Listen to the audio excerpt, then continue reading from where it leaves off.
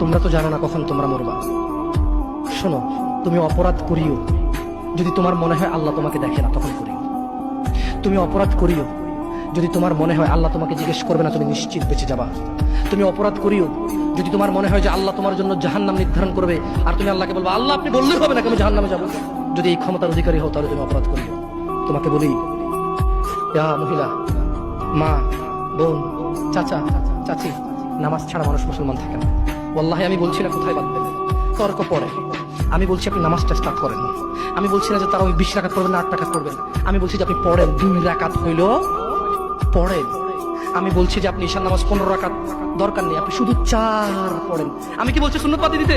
আমি বলছি যে তুমি পড়ছো না, শোনো, ভয় পেও না, ঈশান নামাজ 15 রাকাত তোমার উপরে ফরজ নয়। আমি তোমাকে না করছি না 15 রাকাত পড়তে। আমি বলছি যে তুমি নামাজই পড়ো না, 4 পড়ো। এই 4 রাকাত ঈশা না পড়লে তুমি মুসলিম নও।